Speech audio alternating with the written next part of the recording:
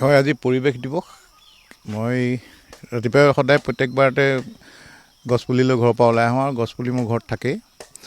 আৰু বিভিন্ন স্থানৰ বহু লোকো মোৰ লগতে আহে গছপুলি ৰুই এই দিনটো পালন কৰিবলৈ। কেৱল গছপুলি ৰোৱা বুলিয়েই নহয়, পৰিৱেশ মানে আচলতে চাফা চিকুণৰ দিশটোও বুজায়।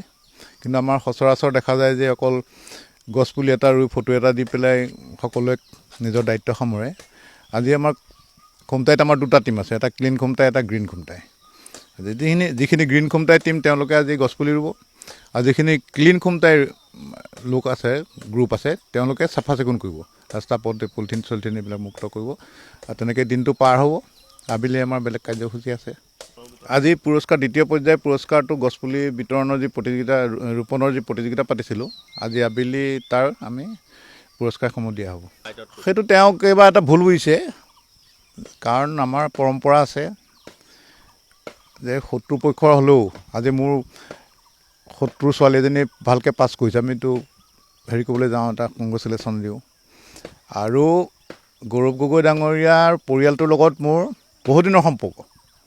কিন্তু সেই সম্পৰ্ক নহয়, আমাৰ সদায় সম্পৰ্কটো আমাৰ প্ৰতিযোগিতাৰ সম্পৰ্ক। আকৌ আজিৰ ভাষাত ক'লে শত্ৰু বুলিয়েই ক'ব, শত্ৰুৰ সম্পৰ্ক। মই 1998 চনত কলিয়াবৰৰ পৰা, তেতিয়া কলিয়াবৰ সমষ্টি আছিল, লোকসভাত মই প্ৰাৰ্থী হিচাপে অৱতীৰ্ণ হৈছিলোঁ। তেতিয়া কংগ্ৰেছৰ পৰা হৈছিল তৰুণ গগৈ ডাঙৰীয়া। তাৰপাছত 2014ত মই ইয়াত প্ৰাৰ্থী হৈছিলোঁ, গৌৰৱ গগৈ ডাঙৰীয়া ইয়াৰ পৰা প্ৰাৰ্থী আছিল কংগ্ৰেছৰ। সেইটো এটা আমাৰ সম্পৰ্ক বেলেগ। আকৌ আমি বিৰোধী পাৰ্টি হৈ উঠিব পাৰোঁ, কিন্তু আমিতো বাটে পথে তেতিয়া লগ পাওঁ, লগ পাই কথা পাতোঁ। আজিৰ দিনা তেতিয়া এটা বৰ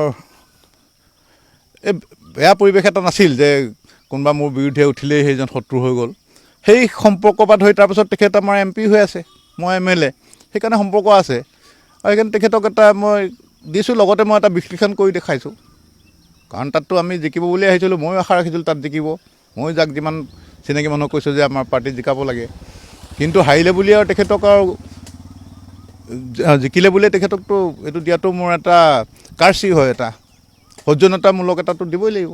তেখেতো আহিলে, মোক গোলাঘাট আহিলে বা পূজাত আহোঁতে মোৰ দোকানত সোমাই গৈছে। এইটো আৰু মানুহৰ, আমাৰতো জিঅ'গ্ৰাফি সলনি নহয়, আমাৰ আইডিঅ'লজি বেলেগ বেলেগ হ'ব পাৰোঁ, আমাৰ জিঅ'গ্ৰাফি কেতিয়াও সলনি নহয়।